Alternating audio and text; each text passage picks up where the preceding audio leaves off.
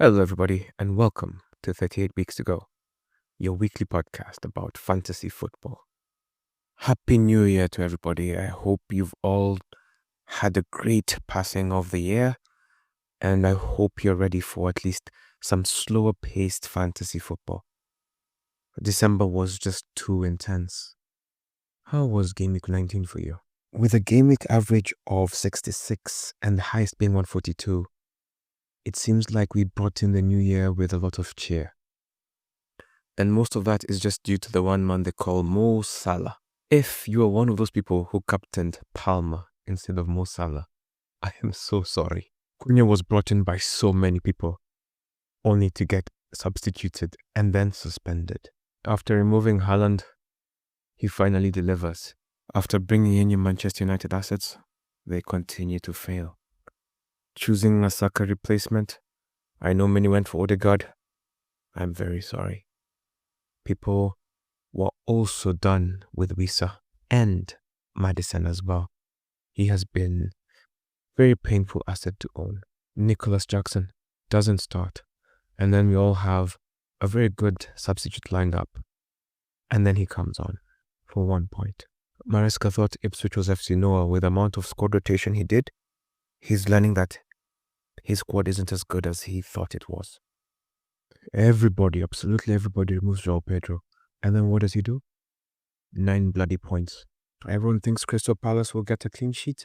Southampton score first. Isn't this why we all love fantasy? So predictable. The highest scoring game of the weekend. And by weekend I just mean the game week. So West Ham take on Liverpool at home. West Ham 0, Liverpool 5. If you've been listening to me, you know how I feel about Lopetegui, and I was saying that he needed to get a few good results before his next difficult fixtures. This was one of the difficult fixtures, and this went exactly as I thought it would, which is why I had Salah as my captain. I had that much faith in Lopetegui. It was a perfect marriage of great form and a bad manager. Liverpool won 5-0, but it could have been more. They were just immense. There were 5 different goal scorers in this game. Trent, Jota, Gakpo, Diaz, Salah. Now, the great thing about this is, if you had one of these guys, the people not named Salah, especially Jota, Gakpo, Diaz, you were safe this time round. Everybody ate. The assists came from Mo Salah. He had 2 assists. Gravenberch had 1, and Jones had 1 assist as well. Trent had 3 bonus points.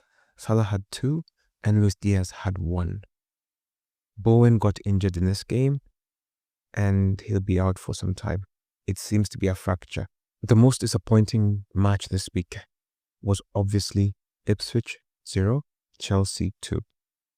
Maresca decided that his team is so strong he can rotate his players and he can beat anybody.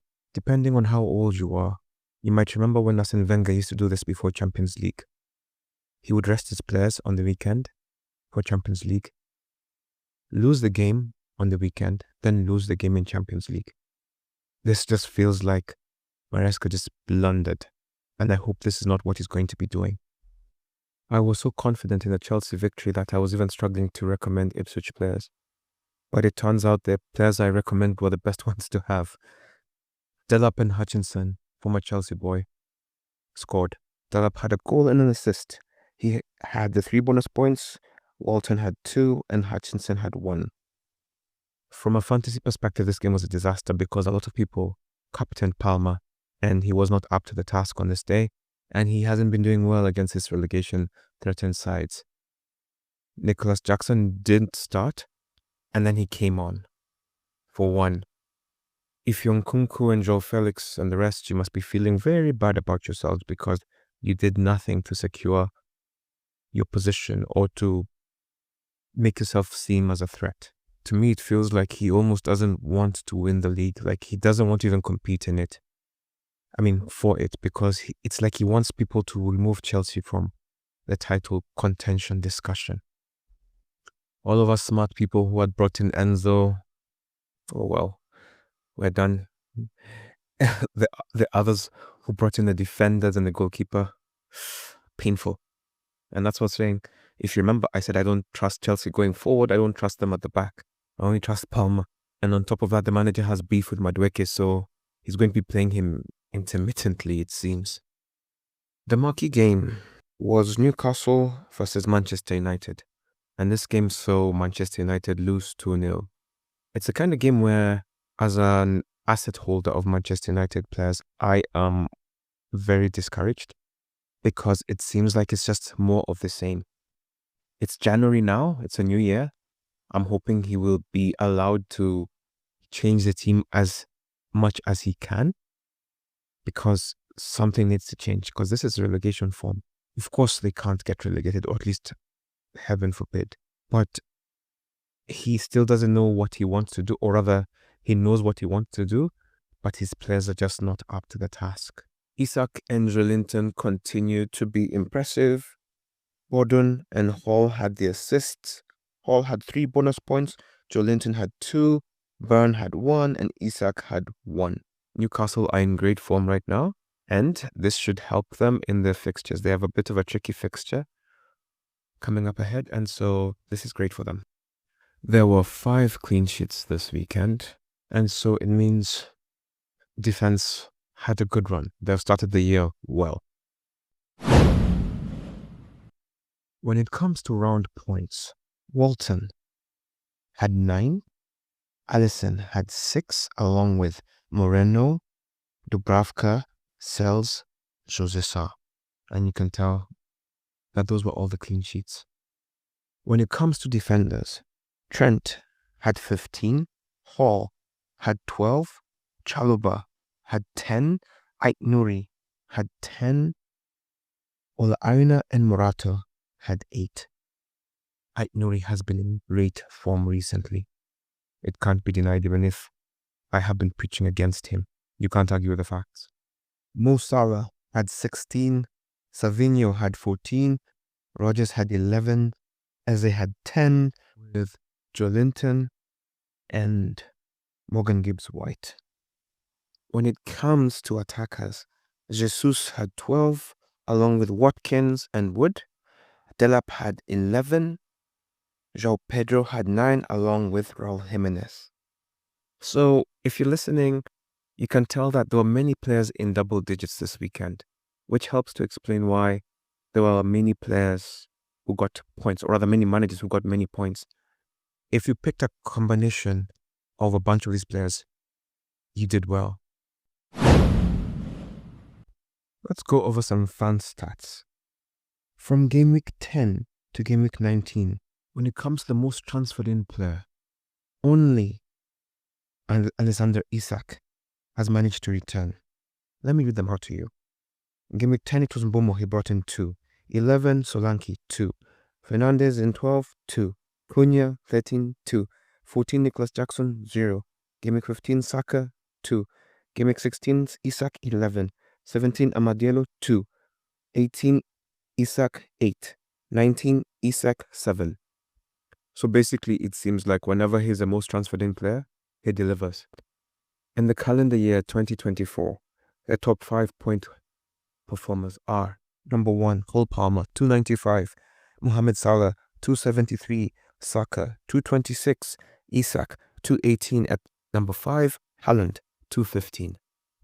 And you know, for Haaland, he's been carried by last season's work, not this season's. Well, and August.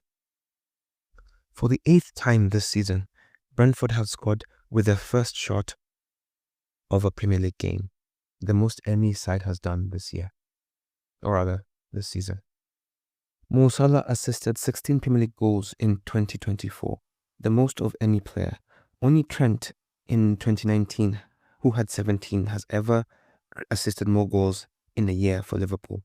There was an average of 3.21 goals per game in the Premier League in 2024. Thank you, Sheffield. The highest average in a top flight year since 1965, which had 3.27 goals. Only 2 sides had more shots in this calendar year than Bournemouth. Can you believe that? You wouldn't have said Bournemouth, yeah? Among all players to play 1,000 minutes or more in the Premier League, In 2024, Kulusevski covered the most distance per 90 minutes, 12.4 kilometers. Isak scored 25 Premier League goals in 2024. Only Shearer in 2002, who had 27, has ever scored more for Newcastle in a single year. Arsenal scored 16 Premier League goals from corners in 2024, the most ever in a single year. Mo Salah has assisted 7 Premier League goals in December, the joint most by any player in a single month, along with Antonio Valencia, who did this in December 2011. Cole Palmer took on the most shots from outside the box, 68, the most shots on target from outside the box with 22, and scored the most goals from outside the box across Europe's 5 big leagues. He scored 7. Mo Salah had a hand in 39 Premier League goals in 2024, scoring 23 and assisting 16. In a calendar year, only Mo Salah in 2018 had 28 goals and 12 assists. Has more goals for Liverpool only. I know, I said it weirdly, sorry. Chelsea received the most yellow cards in the Premier League in 2024, 100. In 2023, they received 108. They become the first side to receive 100 plus yellow cards in 2 different years. Arsenal kept the most clean sheets in the Premier League in 2024, 18. The most in a year since keeping 19 in 1999. The 25 goals they conceded was also the fewest in the Premier League and 24 fewer than they conceded in 2023. Wow. Liverpool scored the most goals in the Premier League in 2024. They scored 92 goals. It is the second most in a year in the top flight, behind the 106 goals they scored in 1982. West Ham conceded the most goals in the Premier League in 2024, 79, while it was the most in the league in a year since 1967 when they conceded 85. Cole Palmer both scored the most goals from outside the box and the most penalties in the Premier League in the calendar year of 2024. It was the most outside the box goals by a Chelsea player since, of course, Lampard in 2005, who scored 7, Frank Lampard. Liverpool had the most shots on target, 286. It's a joint most by a team since Opta started recording. Man City also had 286 in 2021. Mohamed Kudus is the only player across Europe's top 5 leagues to have completed 100 plus dribbles in 2024. He completed 127. Manchester United have failed to score a single goal in any of the last 4 Premier League games that haven't featured Bruno. Newcastle defeating Manchester United was only their 3rd away win against Manchester United. The first one was in 71-72, and then 2013-14, and then just the other day. Manchester United have lost 6 games in December, the most in a single month since September 1930. If that's not concerning enough for you, let me give you a more alarming stat. In Premier League history, 4 teams who were 14th at the turn of the year have been relegated. Newcastle in 08-09, Burnley in 9-10, Norwich in 2013-14, and Leeds in 2022-2023. If Manchester are not careful, bum bum bum. Manchester United have also conceded 18 goals in all competitions in December. It is their most in a single month since March 1964. Not a great start for Amorim. After scoring and assisting against West Ham, Mo Salah has now done this for the 8th time this season. This is a new seasonal record by any player in the competition's history. We're witnessing history unfold.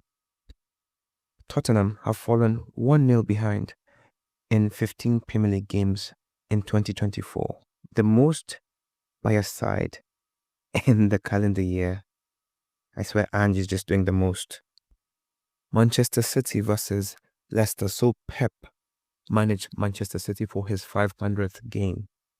Can you believe 500 games? He's been there for a while. Anyway, this hasn't been done since 2013 when David Moyes reached that mark for Everton. He's been there for a long time. And Cecil has had the most shots, 43, and chances created, 12, combined, of any Premier League player in 2024 without either scoring a goal or registering an assist. He's like the anti-Salah. Bruno Guimaraes has been fouled 122 times in the Premier League in 2024. It is 36 more times than the player in second place. It reminds me of Busquets in Barcelona. For whatever reason, you wouldn't believe it, he was the most fouled player pretty much every season. Even when Messi and Neymar were there. The most brought in player this game week is Wood. And this makes sense because Cunha has a 2-match suspension and he got a red card. And he's injured and we don't know for how long. So this makes sense. Wood, straight swap. 550,000 people brought him in. Isak, 341,000 brought him in. Ola Aina, 250 brought him in. Paul, 248,000 brought him in. Luis Diaz, 230,000 brought him in. Most transferred player out, of course, is Cunha. He was removed by 718,000. That's a lot. Nicholas Jackson, people are done with his substitutions.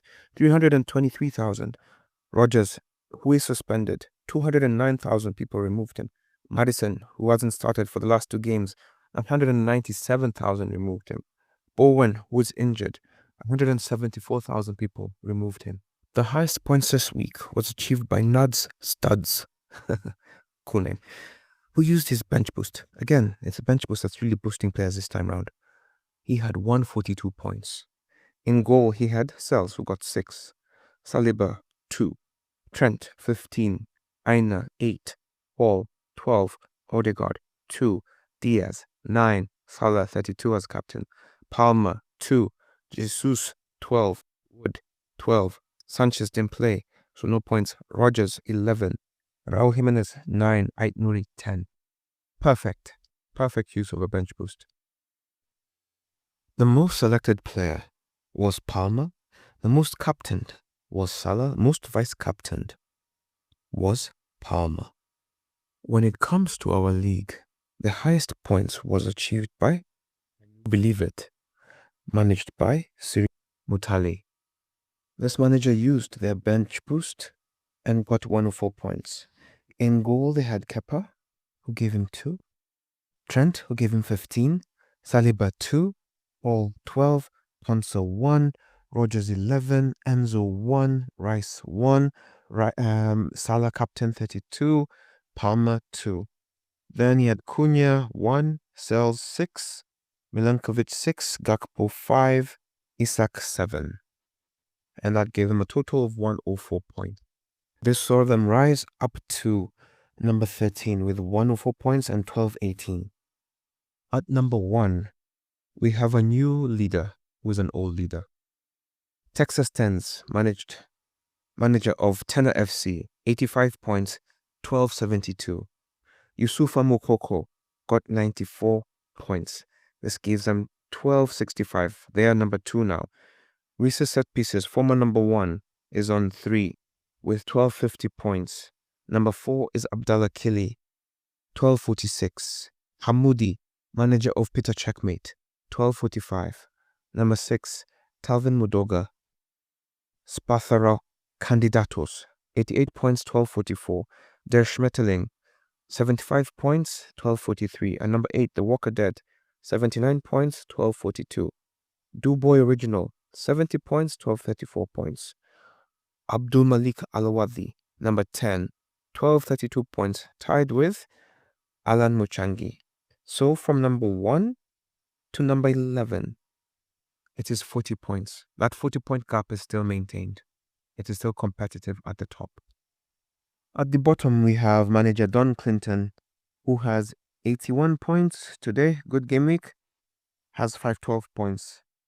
And as usual, lost negative 20 points to gain 81 points. So 60, I guess that's not bad. In second last, we have Duncan Anzigare, who has 699 points. Now, Don Clinton, as you all know, makes his team every week. However, he feels he's got a free transfer. He's got a wild card every week. And Duncan is the complete opposite. He made his team game week 1, left it. Now, for the real players, 235 is Mr. Dennis Mutua, who was 781. 234 is Boaz Ogola, manager of Katambe, who was 792. Mark Gioche Kujichoche FC has 793. Gift Omulangi has 800 points. And fifth from there is Neville Jabali, who has 801 points. The most popular player in our group is Mo Salah. He has been chosen by 85% of us, which means 201 out of 237 teams have chosen him. Number 2 is Palmer. 188 have chosen him. Isak, 145 have chosen him. Cunha, 100 have chosen him. Raya, 96. Mbumo, 88. Nicholas Jackson, 80. Rogers, 76. Saliba, 65. Pedro Porro, 65. Ahmad, 65. Gabriel, 63. Aina, 61. Luis Diaz, 60. So you see, after that, pretty much everyone else is a differential. In terms of captain choices, Mo Salah was our most popular captain choice, with 156 of us choosing him, which means 66% of us chose him as our captain. Palmer was chosen by 36 managers, 15%. Haaland was chosen by 21 managers, 9%. Isak was chosen by 3%. Nicholas Jackson, 2%. 4 players chose him. Cunha was chosen by 3. Havertz was chosen by 3. Solanke was chosen by 2. Højlund, Jesus, Milenkovic, and De Bruyne were chosen by 1 manager each. Moving on to Game Week 20. It will be a good game week, the first game week of the year. And it will kick off with Spurs taking on Newcastle. In this game, Bentancur is still suspended.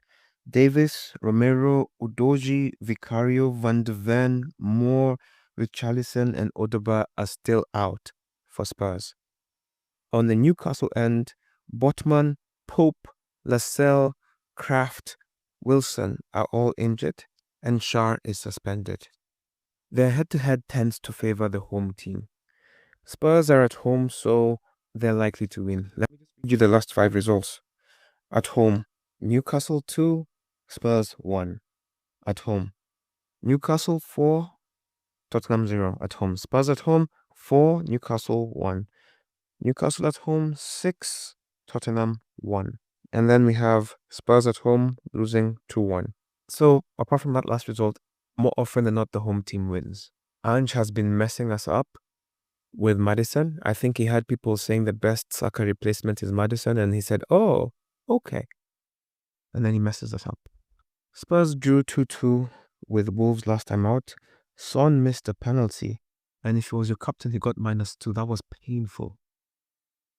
Solanke, Johnson, Bulevsky are the best bets in this fixture.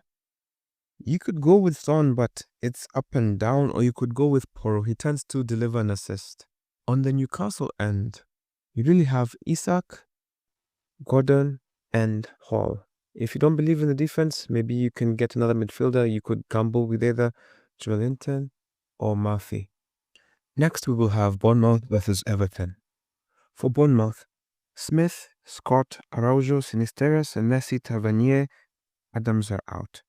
For Everton, it is Eric Bonham, Coleman, Garner, and McNeil who are unavailable. Last time out, Everton were beaten by Forest, and that makes sense. Forest are just a better team, and Bournemouth drew last time with Fulham. So both teams will be looking to do better than they did. Everton would be happy to get away with a draw against Bournemouth, and Bournemouth would be happy to win. As you've heard, Everton have more squad players available than Bournemouth do, but that doesn't mean Bournemouth are out of the running. The head-to-head has Everton winning twice and Bournemouth winning thrice. So Bournemouth are the better team, and that is factual today. Evan Nilsson and Ouattara scored last time out. And you see, Bournemouth, it's just about trying to figure out who will score. I know a bunch of people brought in Højlund just to get that mighty one. So, I'm not sure I'd encourage you to get into defense into this game. But then again, Everton don't really score, so this might be the good game for Huijsen. Moving forward, Evan Nilsson has scored. Maybe form is about to pick up. You can't deny Ouattara. And then, of course, if you have your Kluivert, your Semenyo, your Unal, this team, I swear, I struggle more than any other team to pick players. So just choose the one that is favorable for you and fits within your price range. For Everton, they're not likely to win this game, but they can defend. So nobody enters to Everton for the attack. So if you have your Pickford, just keep him. If you have your Mikolenkos and the rest, just keep them. Villa take on Leicester. And for Villa, John Duran, Rogers are suspended while Torres is injured. For Leicester, Fatawu, Makatir, Hamilton, Didi, Pereira, Faish are all unavailable. To be fair to Rude, he seems to be trying, but also his team doesn't seem to be good enough. Villa won last time out. Watkins led the way. And on that end, I would recommend Watkins, Tillemans, and maybe Ramsey. On the Leicester end, they lost to Man City. Nothing to be ashamed about. They would be looking to do better now. And to that end, it's really Vardy, Bonanote. Yeah, those are the strongest ones. And Ayew, of course. Aston Villa have the better head-to-head with 3 wins, 1 draw, 1 loss. And I still believe they'll be favourite. Rude's blissful time of the bounce has finished. So it's hard work from here now. And Villa are recovering at the right time. Crystal Palace versus Chelsea. This is arguably the trickiest fixture to predict, mainly because of Chelsea. They are still unpredictable. It seems like they are regressing. The manager needs to realize that he can't keep doing this random teams that he had been putting out, which means that next season is going to be even much more difficult for him when there's Champions League. And he can't rotate his squad because they will disappoint him. As we mentioned earlier, Chelsea were beaten by Ipswich 2-0 last time out, and they will change the squad. I am sure this time that he will not mess with his team and he will play the lineup that you expect. Crystal Palace won last time out. I thought they'd keep a clean sheet as most did. That didn't happen. They were 2-1 winners over Southampton. They could probably beat Chelsea. They could draw this game. I don't think it's a clear-cut victory for Chelsea, even though they are favourites for this game. Wharton and Franca are unavailable for Crystal Palace, whilst Badiashile, Chukwuemeka, Dewsbury Hall, Lavia and Fofana are out for Chelsea. When looking at Palace, I think this game may have goals, even though Chelsea are inconsistent. And to that end, I would say Eze, Mateta are the best players along with Sarr. And on the Chelsea end, still Nicholas Jackson, still Palmer, and then you can choose Sancho. Man City are playing West Ham next. And just as I had said earlier, West Ham needed to do well. I think he's done well enough to be forgiven for these 2 losses, but also he should try to avoid a hammering like he was beaten by Liverpool. But then Liverpool are the best team, so I guess maybe it doesn't count. Sometimes it's not about losing, it's about how you lose. City looked good, and if you ask me, they look good because Doku didn't play. I think Doku's a great player, but he just doesn't do anything for Haaland. Savinho really made the game look better for Haaland. He even gave him a goal. And to that end, Savio, Haaland, and probably a defender, the one you like. If it's Guardiola or Rico Lewis, you just choose the one you want. Having said that, I've jumped a bit ahead. Edison, Stones, Nunes, Bob, Rodri, Diaz are out for City, whilst Fabianski and Antonio are out for West Ham. I'm also very happy that Nunes is unavailable because Guardiola seems to think that he can put him anywhere on the pitch and he'll work. So this is like addition by subtraction for me. Bowen is unavailable. So it becomes a little bit hard to choose a West Ham player. But if you have to, I would guess that Kudus would be a good one and Paqueta. I don't see why you'd be getting more than 2 players. Southampton versus Brentford. Now, this is a great candidate for Brentford to finally win their first game away from home. Southampton lost narrowly out to Crystal Palace last time, and they are a tougher team to beat than they have been since they got their new manager. It might just be a little too late. For Southampton, Fernandes is suspended while Bazunu, Stevens, Larios, Stewart, and Smallbone are out. On the other end, Hickey, Mee, Pinnock, Gomez, Rodriguez, Da Silva, Ayer, Henry are out. A lot of defenders are out for Brentford. Having said that, this is a kind of game where if you have Flecken, I wouldn't hold it against you, keeping him in goal. But on the other end, I wouldn't advise you to bring in Flecken if you don't already have him. Wissam, Bomo, Damsgaard are my top 3 picks for Brentford. For Southampton, I would say Armstrong, Dibbling, and there's no third player. Just those 2. Brighton versus Arsenal.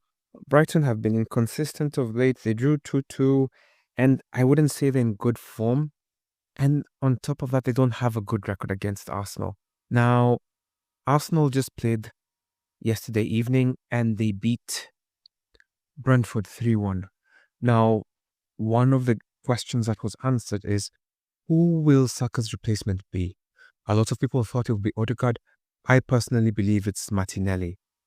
He has been good since Saka went out, and I believe this will continue. I would say the players I recommend from this team. Now, first of all, the thing you need to remember is that they're playing away from home, so they're not good defensively. Timber is out with suspension, but apart from that, you can get your usual defenders if you already have them, but just invest going forward. And to that end, you have Martinelli, you have Gabriel Jesus. I'm not sure if Havertz will be back, but he didn't play the last game. So those are the 3. If not him, Trossard. He might want to score against his former team. On the Brighton end, definitely do not get a defender. João Pedro is messing with us now, so I struggle to recommend him, but he did perform last week. Him, Adingra, Mitoma, those are the 3 best players I'd recommend from that team.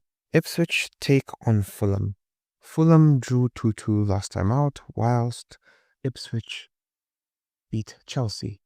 So both teams are in good form, and this could be a game.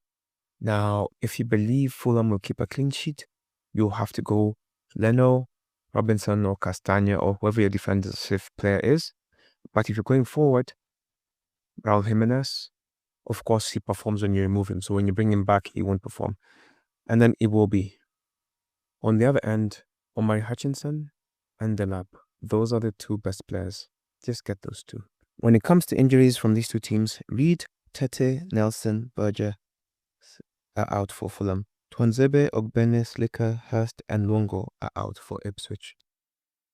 The marquee game of the weekend, although it's really painful to call this a marquee game, let's say a marquee game by history.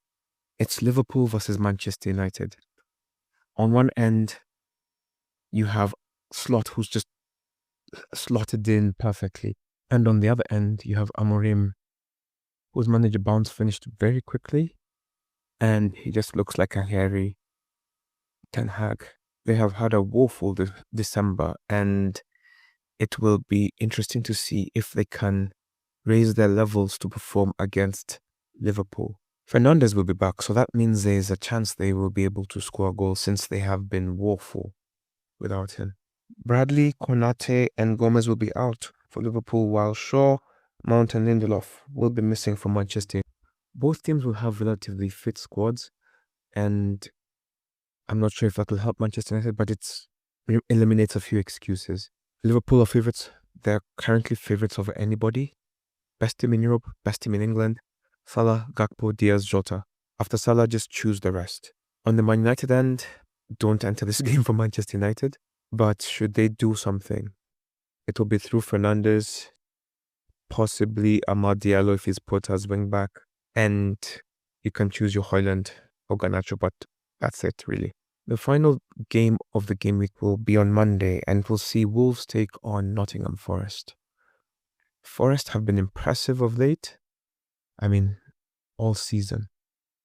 Nuno Espirito Santo has managed both teams, so there might be a little more spice to this fixture. Another Portuguese manager will be on the other end. He's had a great start to his Wolves tenure. Cunha will be out, so that may prove to be important in how this game is played. Andre Gomez, Traore, Gonzalez, Lemina, and Sarabia are out. Danilo, Sangare, Murillo are out. Now, if you're going to be choosing a Forest player, you have to go with Woods, Gibbs-White, Elanga.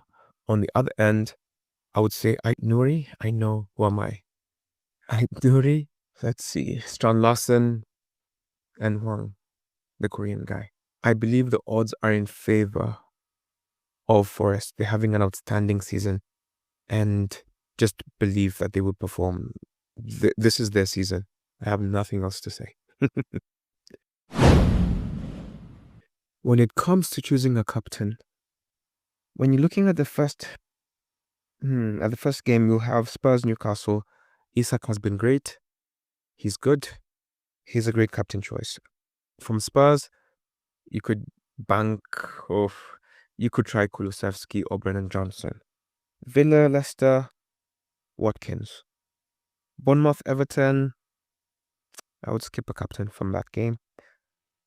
Chelsea, Palace, Palmer. I know. If you have to choose a captain from this, it's Palmer. Now, Man City, West Ham, Haaland is a good captaincy in this game. And then Brentford, Southampton, Wissa, Mbeumo. One of them has to score at this point. Brighton, Arsenal, Martinelli or Gabriel Jesus. Fulham, Ipswich, Delap, Jimenez. Liverpool, Man United, Salah, Diaz, Jota, Trent. Just pick your poison. But Salah is the best captain choice for the game week.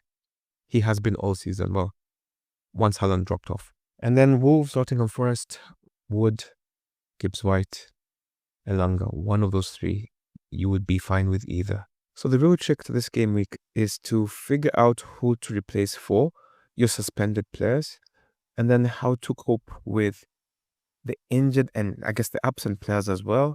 And then choose the right captain. People gambled with Palmer and it didn't work out. Just choose Salah. Don't make things harder for yourself. Looking at the FPL FDR, starting with Arsenal, they take on Brighton, Spurs, Villa, Wolves, Manchester City. Not an easy spell, but thankfully the teams they're going to play are in some weird patch of form. They're not playing either of these teams at their best. So this is a good time for them to play these teams. Aston Villa take on Leicester, Everton, Arsenal, West Ham, Wolves. Also a great time to get into Villa players. Bournemouth take on Everton, Chelsea, Newcastle, Forest, Liverpool. Honestly, these look like difficult fixtures, but Bournemouth have proven that they can beat anybody. They've already beaten City and Arsenal this season. Brentford play Southampton, City, Liverpool, Crystal Palace and Tottenham. I'll be honest, after Brentford, I'm moving off of Wissa, and then I'll see how they handle the next fixtures. Brighton have Arsenal, Ipswich, Man United, Everton and Forest. After Arsenal, I believe they could stabilize and then fix whatever's going on with them and then step up again. Chelsea have Crystal Palace, Bournemouth, Wolves, City, West Ham. Honestly, Chelsea could beat all of these teams, but they're so unpredictable. Well, not anywhere like last season, but currently they've been patchy in their last 4 or 5 games, and this means that anything could happen in these games. So definitely don't get into the defense and just watch. Crystal Palace have Chelsea, Leicester, West Ham, Brentford, Man United. After Chelsea, these are games that could really push them up the table. And so I want to see who performs in the Chelsea game, and then I'll make my decisions from there. Everton have Bournemouth, Villa, Spurs, Brighton, and Leicester.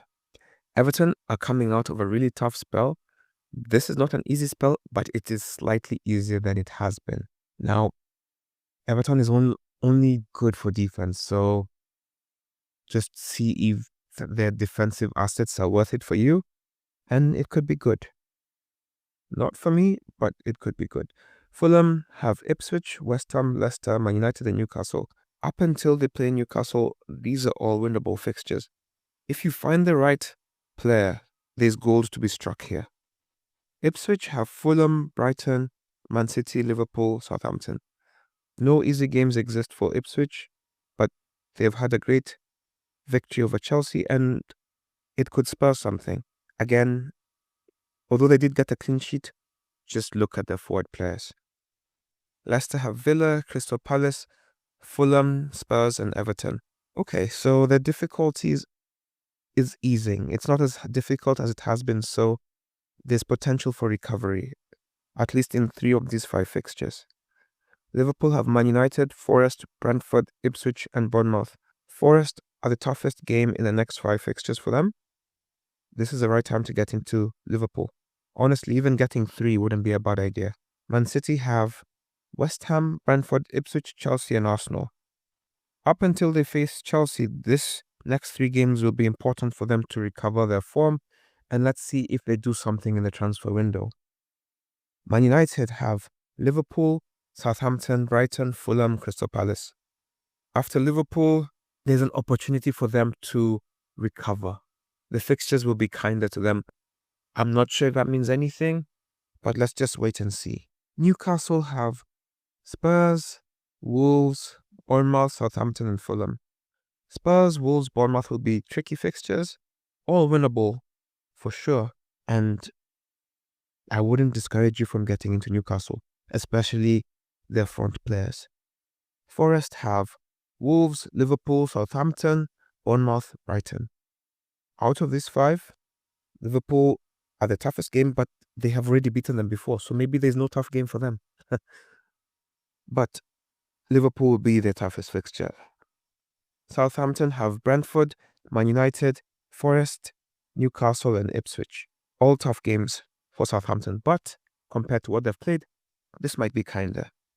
West Ham have City, Fulham, Crystal Palace, Villa, and Chelsea. After the City game, he needs to beat Fulham and Crystal Palace to keep his job. With Bowen out, that'll be tricky. Wolves face Forest, then Newcastle, Chelsea, Arsenal, and Villa.